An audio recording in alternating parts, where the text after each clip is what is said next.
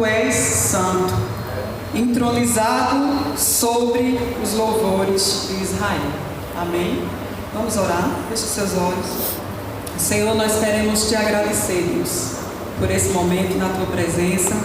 Reconhecemos, Deus, a tua presença no nosso meio, porque a tua palavra diz, ó Deus, que onde estiverem duas ou mais pessoas reunidas no seu nome, o Senhor se faz presente no meio deles. E nós cremos, ó Deus, que o Senhor se faz presente nesse lugar. Deus, em nome de Jesus, primeiramente, Deus, eu quero orar pela minha vida, Deus. Porque eu sei, Deus, que o Senhor colocou coisas no meu coração e eu preciso de coragem para falar o que o Senhor falou. E eu peço que o Senhor esteja me revestindo, Deus, da autoridade do Teu Espírito Santo nessa noite. Que o Senhor possa falar através da minha boca, usar os meus lábios como instrumento para alcançar o Teu povo aqui nessa noite. E Deus, em nome de Jesus, eu também oro pelo Teu povo, Deus, aqui representado. E eu peço, Deus, que o Senhor prepare o terreno fértil do coração deles, ó Deus, para acolher com mansidão a palavra que vai ser pregada, Deus, e colocar em prática na sua vida. Porque quando fazemos isso, Deus, isso é vida para o nosso corpo. E Deus, em nome de Jesus, que eu possa diminuir e que o Senhor possa crescer nesse lugar, para que o Teu nome seja glorificado. É assim que eu oro e já te agradeço no nome de Jesus. Amém.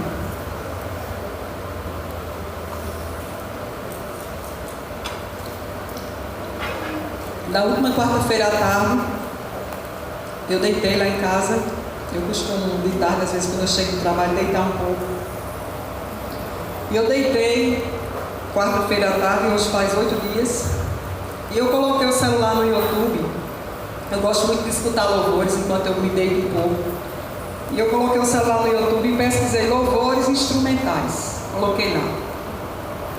E apareceu como primeira opção a música Agnus Dei. Eu não sei aqui quantos conhecem essa canção. No final nós vamos ter a oportunidade de ouvir ela.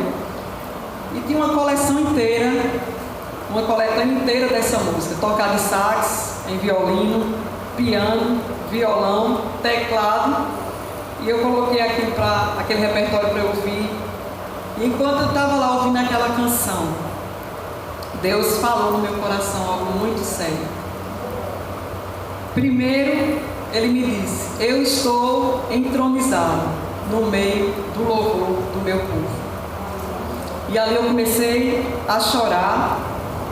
Foi uma atmosfera muito boa que tomou aquele quarto. E o sono foi embora.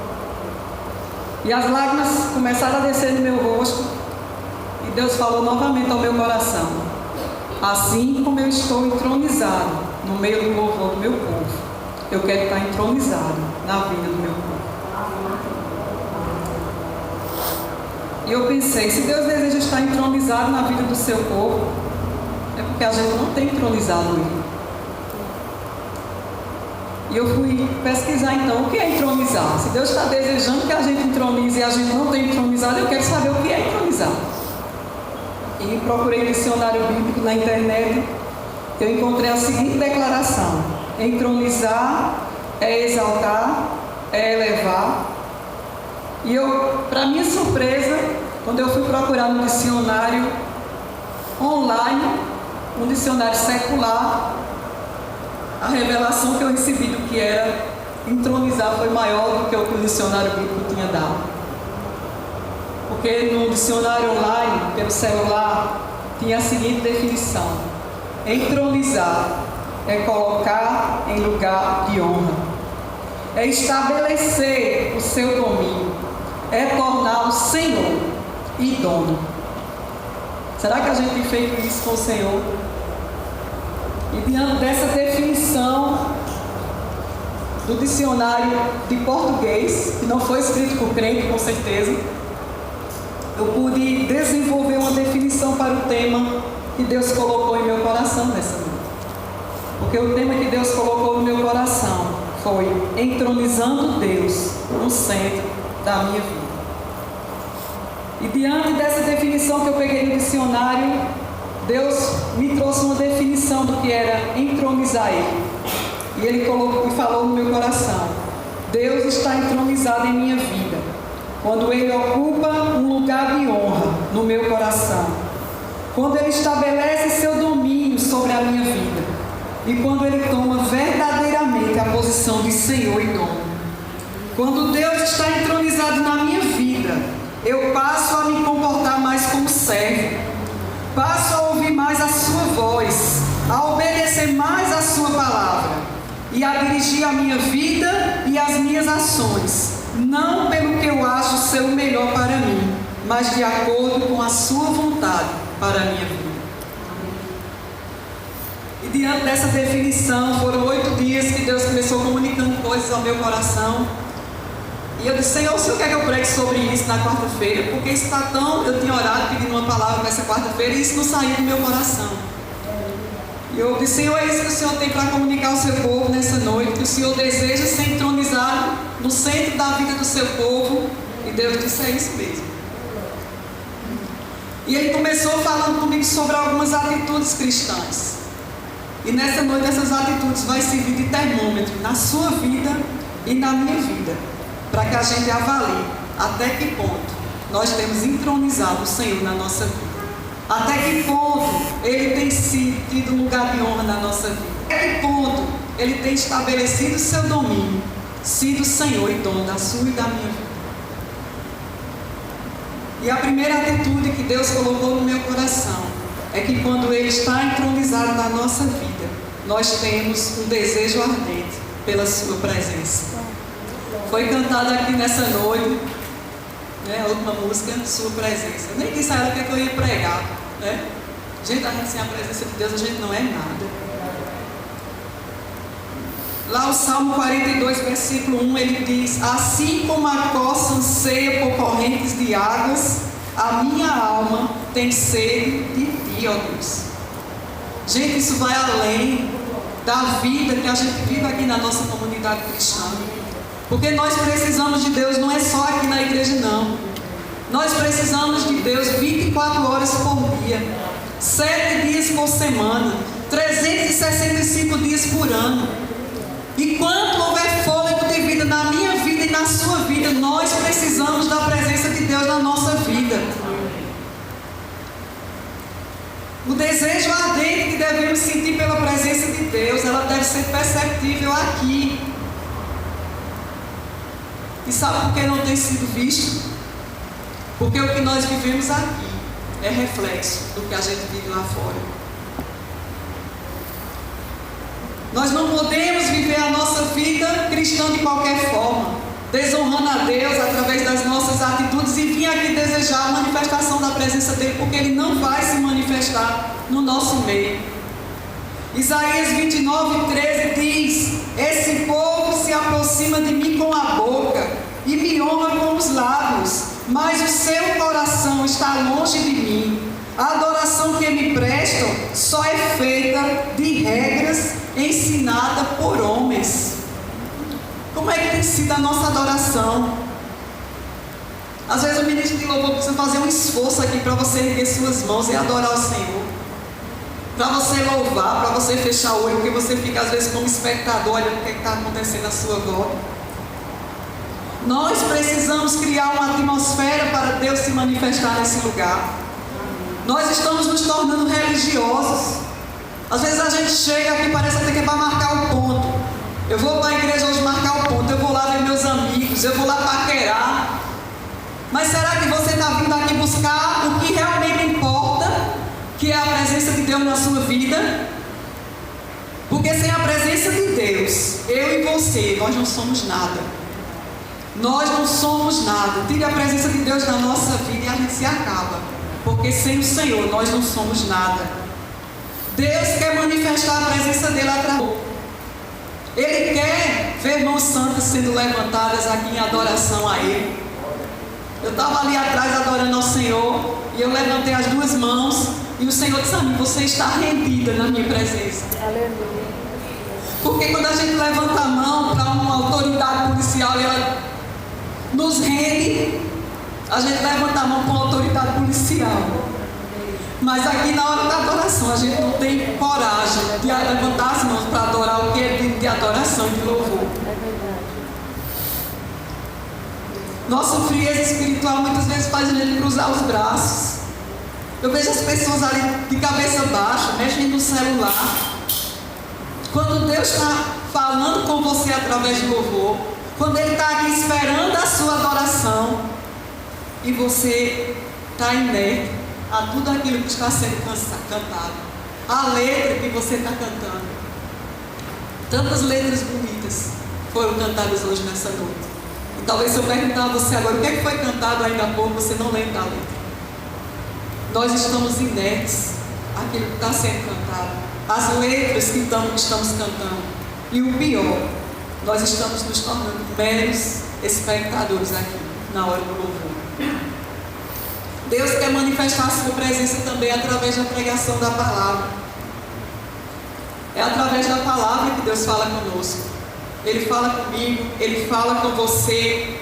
Mas a nossa irreverência está tão grande quando a palavra está sendo pregada, que às vezes está aqui nesse culto pregando, principalmente no domingo à noite, que tem mais gente, é difícil. Faz 10 dias que o pastor estava pregando aqui à noite, e eu vi por 2 vezes ele interromper a pregação para pedir que as pessoas parassem de conversar. Gente, isso é uma vergonha. Verdade. Isso é uma vergonha, porque numa sala de aula às vezes a gente cala a boca para um professor que está dando aula, mas na hora que Deus está falando através dos ministros que sobem aqui, a gente está falando. E sabe o que é que isso diz para Deus? Que a gente não está nem aí com o que Ele está falando. A gente não se importa com o que Ele quer falar. E eu quero dizer que, além disso, de você ficar conversando, pessoas ficam no celular respondendo mensagem de WhatsApp, eu já vi. Olhando o Facebook na hora da pregação. Tem pai que traz o filho no celular para jogar na hora do culto, distraindo a atenção do irmão que veio ali com a intenção de adorar o Senhor. Está errado. Está errado. Que tipo de adoração a gente está dando ao Senhor?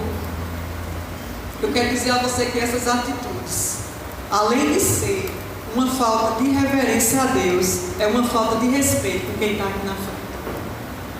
E nós precisamos vigiar essas coisas. Enquanto eu pensava sobre isso e Deus trazia isso ao meu coração, Deus começou a me mostrar a história de Moisés. Porque Moisés, ele foi um homem chamado por Deus para libertar o povo no Egito. E quando a gente vai ler a história de Moisés, Deus direcionava Moisés em tudo que Moisés ia fazer.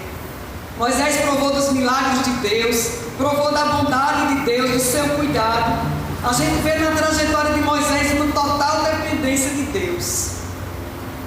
E várias passagens, elas relatam que Moisés, ele se retirava para um lugar secreto, chamado Tenda do Encontro. E ali ele tinha o momento dele com Deus. Era o momento dele buscar a presença de Deus. A presença de Deus fazia toda a diferença na vida de Moisés. Deus falava com Moisés. Deus falava com o povo dele através de Moisés. Era a oração de Moisés que Deus ouvia e respondia. E por que Deus não tem ouvido a nossa oração? Moisés reconhecia tanto o valor da presença de Deus, que quando a gente chega lá em Êxodo 33:15, ele faz uma declaração que deveria ser a minha e a sua declaração cada dia que a gente levanta da nossa cama. Ele diz assim: se a tua presença não for conosco, não nos faça subir daqui. Como, pois, se saberá agora que tenho achado graça aos teus olhos, eu e o teu povo? Acaso não é por andares tu conosco, de modo a sermos separados, eu e o teu povo de todos os povos que há sobre a face da terra? Para Moisés não importava ele passar mais um dia naquele deserto, não importava ele passar mais 40 anos, o que importava para Moisés era a presença do Senhor estar com ele. Aleluia. Será que o que tem importado para você é a presença do Senhor estar com você? Será que nós temos reconhecido o quanto a gente depende dessa presença na nossa vida? Eu preciso da presença de Deus na minha vida. Você precisa da presença de Deus na sua vida. Amém, queridos? Amém. Uma outra atitude que Deus trouxe ao meu coração é que quando Deus está entronizado na minha vida, eu priorizo um tempo para dedicar a oração. Eu queria que você abrisse em Daniel, capítulo 6. Quero que você deixe aberto esse texto que nós vamos ler. Daniel, capítulo 6, versículo 10. Louvado seja o nome do Senhor. Hoje não vai ser um dia de muito amém, mas Deus corrige os filhos que amam. Se Ele está nos corrigindo é porque Ele nos ama. E a gente tem que se alegrar nisso. Amém? Amém. Daniel 6,10 diz assim: Daniel, pois, quando soube que o edito estava assinado, entrou em sua casa. Ora, havia no seu quarto janelas abertas do lado de Jerusalém. E 3 vezes num dia ele se punha de joelhos e orava. E dava graças a Deus. E dava graças diante do seu Deus, como também antes costumava fazer. O texto bíblico que lemos chamou a minha atenção porque o final do versículo diz que Daniel estava orando 3 vezes ao dia, como costumava fazer. Havia uma constância na vida de oração de Daniel. E Deus me mostrou essa constância na vida dele. Ele me mostrou 3 aspectos importantes na oração de Daniel, apenas olhando para esse versículo. E eu queria nessa noite compartilhar com vocês. O primeiro aspecto é que Daniel não tinha constância na oração, nem orava 3 vezes ao dia, porque ele era desocupado. Porque muitas vezes a desculpa para não orarmos é porque a gente não tem tempo. A gente corre demais, as atribuições, e não tem tempo para oração. Mas quando a gente vai ler o início do capítulo 6, versículo 1 ao versículo 4, o texto bíblico diz que Daniel, ele supervisionava 120 governadores que tomavam conta do rei. Esses 120 homens prestavam conta a Daniel de tudo do rei, para que o rei Dário não tivesse perda alguma. Daniel era ocupadíssimo. Pensa aí, 120 pessoas prestando conta a ele todo dia de um rei inteiro. E Daniel era um ocupadíssimo, num caso de altíssima responsabilidade, e ele fazia as coisas com tanta excelência que o rei queria colocar ele como governador geral do reino. E eu acredito que essas horas livres que Daniel tinha não eram tantas, não eram muitas. Porque fazer coisas com excelência, quem faz sabe que leva tempo, que leva esforço, não é de qualquer jeito. Mas Daniel, mesmo tendo essa agenda dele tão cheia, tão corrida, era sagrada a hora da oração na vida dele. Ele orava 3 vezes ao dia. Eu acredito que estava lá na agenda dele, compromisso com Deus. E ele parava tudo que ele estava fazendo para dedicar aquele tempo para falar com o Senhor. Apesar do pouco tempo que ele tinha, o tempo dele com Deus era uma prioridade na vida dele. Será que nós temos colocado a oração como prioridade na nossa vida? Vivemos hoje num ativismo tão desenfreado, nós não sabemos mais administrar o nosso tempo. Temos uma agenda, mas eu acredito que poucos que estão aqui, ou talvez nenhum, tenha lá na agenda hora de oração. Eu não vou nem perguntar. Porque muitas vezes, o que é que a gente faz? A gente ora na hora que parece conveniente para a gente. Quando eu desocupar aqui as donas de casa, né, vou fazer o meu serviço aqui, quando eu terminar eu oro. Sobra tempo para oração, mulheres, fale sério. Quando a gente começa fazendo as atividades de casa, não sobra tempo para oração. Se a gente não tirar as primícias, primeiro a oração e depois as outras coisas, não sobra tempo para oração. Eu tenho visto isso quando eu troco. Às vezes eu vou primeiro fazer as coisas, depois eu vou orar. Às vezes não tenho tempo para orar. E nós precisamos priorizar a oração. Muitas vezes a gente diz, não, Deus sabe que eu estudo, Deus sabe que eu trabalho, Deus sabe que eu tenho uma casa para organizar, Deus sabe que eu tenho filhos pequenos. Deus sabe que eu estou servindo tanto ministério na obra dele que eu não tenho nem tempo para orar. Misericórdia. Porque servir na obra de Deus sem oração é correr em vão. Sabia que é correr em vão?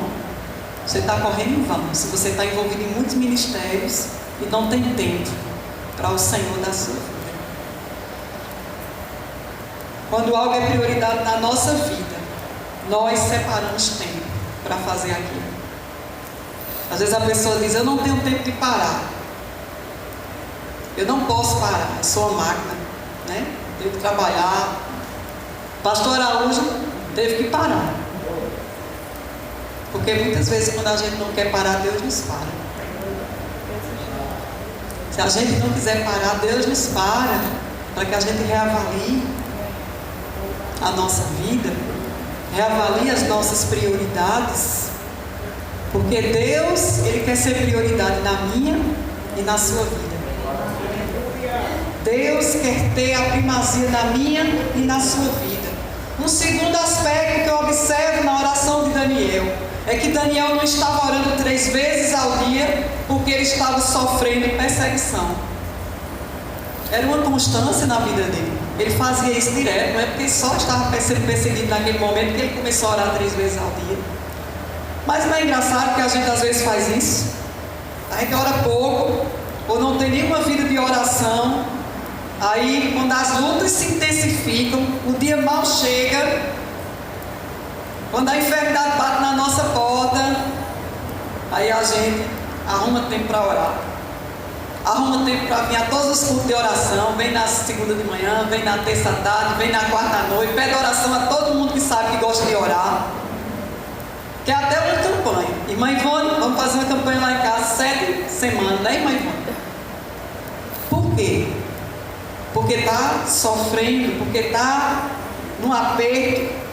Mas, queridos, nós precisamos desenvolver nossa comunhão com Deus independente de. Amém. Não precisa vir uma circunstância sobre a minha vida e sobre a sua vida para a gente buscar o Senhor como se deve buscar. A gente precisa buscar o Senhor independente de. O Salmo 91, 1 e 2 diz: aquele que habita no esconderijo do Altíssimo, a sombra do Onipotente descansará. Direi do Senhor: Ele é o meu Deus, o meu refúgio, a minha fortaleza, e nele confiarei.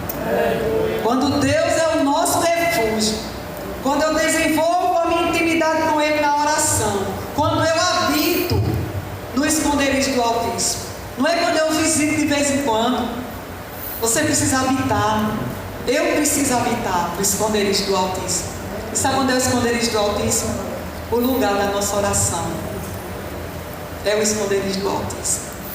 Nós precisamos disso. Porque quando nós habitamos no esconderijo do Altíssimo, esse versículo ele se cumpre na nossa vida. Ele é a nossa fortaleza no tempo da angústia. Ele, nele, nós confiaremos. E nós precisamos desenvolver isso. O terceiro aspecto que eu vejo na oração de Daniel era o teor da oração dele. O texto diz que ele se ajoelhava, e eu vejo nisso uma atitude de humilhação. Ele era governador, um homem da alta patente do rei, mas ele não se achava nada diante do Deus a quem ele servia. E ele se humilhava, ele se ajoelhava. Não era escondido para ninguém ver, não. Diz que era na frente das janelas que davam para Jerusalém. As pessoas passavam e viam ele ajoelhado. Às vezes o pastor, ou até a gente mesmo, pede para a pessoa se ajoelhar um pouquinho aí para orar. E quando a gente olha, às vezes para trás, tem pessoas sentadas. E não são pessoas que estão doentes. Muitas vezes são pessoas irreverentes, que não querem se prostrar diante de Deus. Mas eu quero dizer a você que a palavra de Deus diz que todo joelho vai se dobrar. E mesmo que o Senhor não se dobre aqui na igreja, vai chegar o dia que você vai se dobrar diante do Senhor. Porque Ele é Deus. Porque Ele é Senhor. Mas, meu Deus, o teor das nossas orações.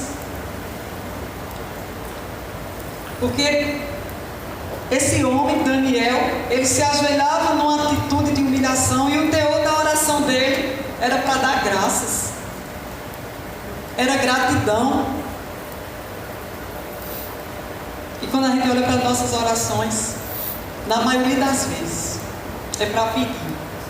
A gente parece aquele filho pidão, né? Me dá, me dá, me dá. É para a gente, para os nossos familiares, para os irmãos que pedem, mas é só pedir. E às vezes eu vejo por isso que como a gente é ingrato a Deus. Como a gente é ingrato. A gente não tem essa atitude de agradecer pelo que Ele já fez na nossa vida. Pelo que Ele é na nossa vida. E Daniel reconhecia que a posição que ele ocupava, que a sabedoria que ele tinha, que a excelência com que ele fazia as coisas, não vinha de sua capacidade humana. Não vinha da própria força dele.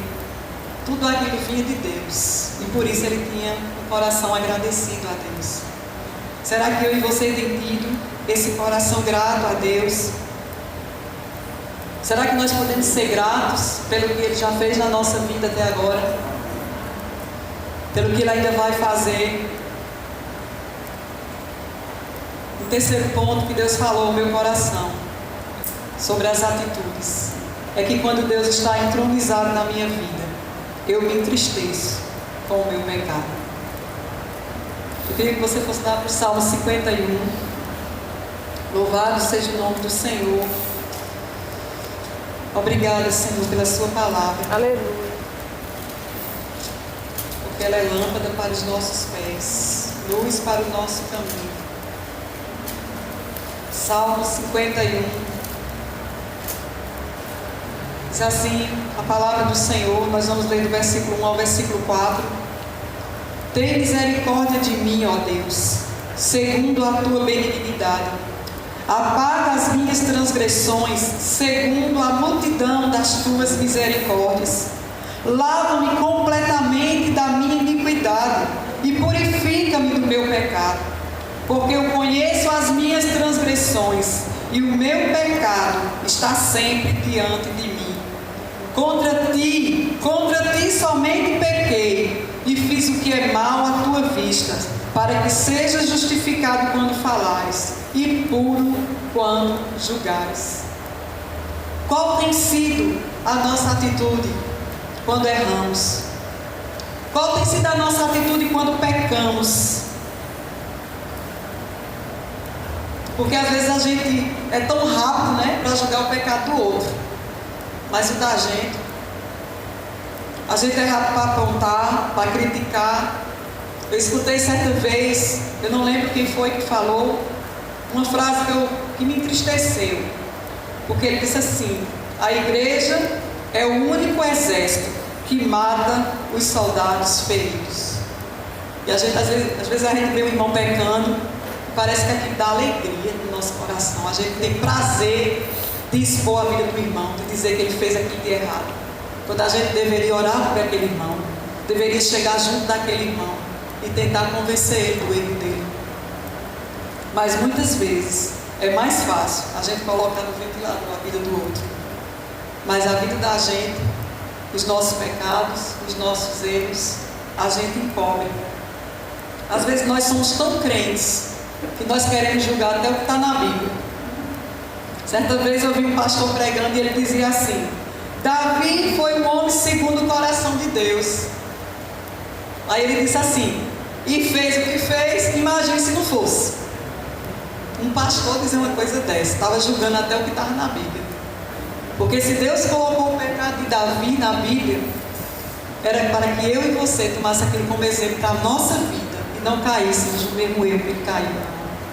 E essa deve ser a nossa atitude quando a gente lê a história de Davi e a história de tantos outros homens que caíram da presença de Deus. Botei aqui misericórdia, querido, né? Nosso amigo Tiago gosta muito dessa frase: misericórdia, querido mesmo, da nossa vida. Deus nos chama primeiro a tirar a trave do nosso olho.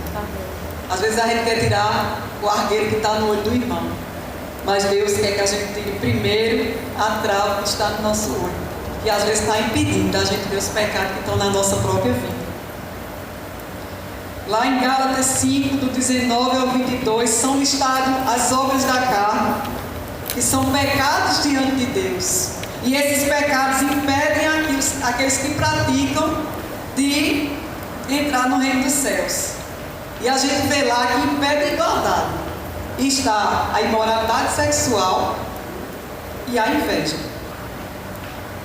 A imoralidade sexual a gente vê. A inveja a gente não consegue ver. É um sentimento que está dentro. Sabe quem vê? Deus. Deus vê esse sentimento e está no mesmo pé de igualdade. Aqueles que têm inveja também vão herdar o reino de Deus. Eita, difícil, né? Eu estava numa palestra para mulheres com o Josi Pless.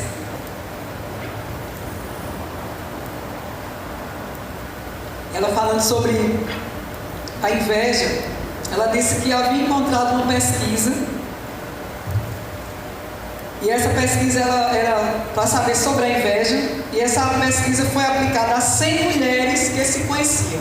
Imagina a cena, tá? 100 mulheres que se conheciam. Então a primeira pergunta era secreta. Depois foi que os questionários foram avaliados. E a primeira pergunta era a seguinte: você é invejada por alguém? 100 mulheres. Aí 98% colocou sim. Aí a segunda pergunta veio: você é invejoso? 97% colocou que não. Aí ficou a pergunta: quem é o invejoso então? Quem é que está invejando quem? Porque se quase todos invejavam e ninguém inveja, então a pesquisa está errada. Não é verdade? Então, às vezes, moral da história, a inveja é um sentimento que ninguém quer admitir. Tem lá dentro da gente. Às vezes a gente sente inveja, às vezes por uma besteira. Mas a gente não quer admitir, porque é feio. E além de ser feio, é pecado. Misericórdia, querido.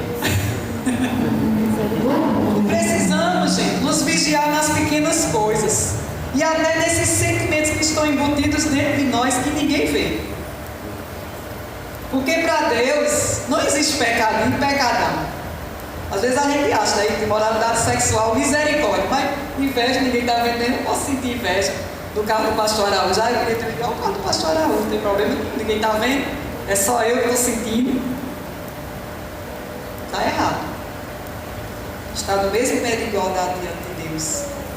E nós precisamos, quando nós desejamos que Deus esteja entronizado na nossa vida, e nós temos Ele entronizado, eu quero dizer a você que até a mais simples mentira que você conta, que você não vai fazer mal a ninguém, ela faz mal a você.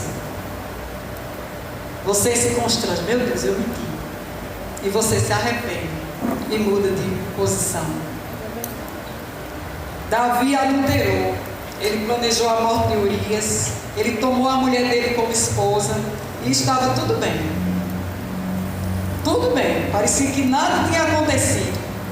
O pecado dele não estava incomodando ele nada. Até que Deus levantou o profeta para acusar ele, para apontar o pecado dele. Não pense que o que você faz em oculto, Deus não está vendo, porque Deus ele vê tudo. Deus vê o que você faz no seu quarto. Deus vê os pensamentos da sua mente. O Elton pregou sobre isso aqui, sobre a onisciência de Deus, né? Deus, Ele vê o que você faz na internet, as suas conversas no WhatsApp com pessoas que não são crentes. Deus vê tudo. Deus vê tudo. Davi, ele se arrependeu verdadeiramente do pecado dele. Ele reconheceu sua condição miserável de pecado quando foi confrontado pelo profeta. E Deus, por conhecer a sinceridade do coração dele, Deus perdoou ele. Mas sabia que houve consequências terríveis na vida de Davi. Consequências que, se ele pudesse voltar atrás, ele não teria pecado. Ele não teria seguido ao pecado. Nós temos muitos motivos para nos arrependermos diante de Deus.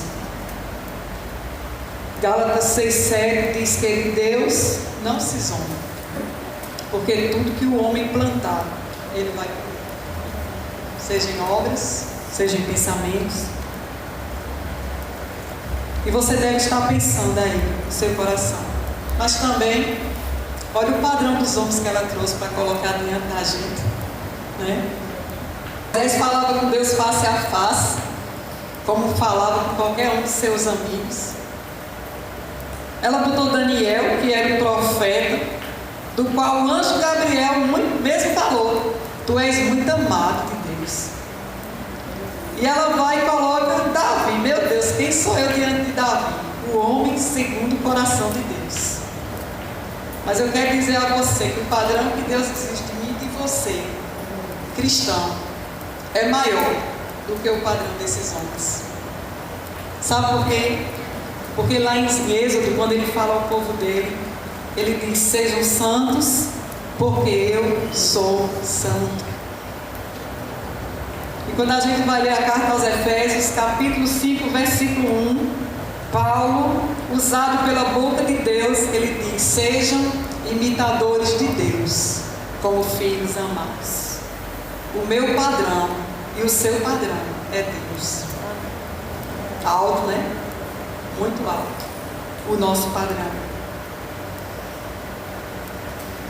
Quantos desejam entronizar Deus na sua vida? Eu desejo entronizar Deus na minha vida.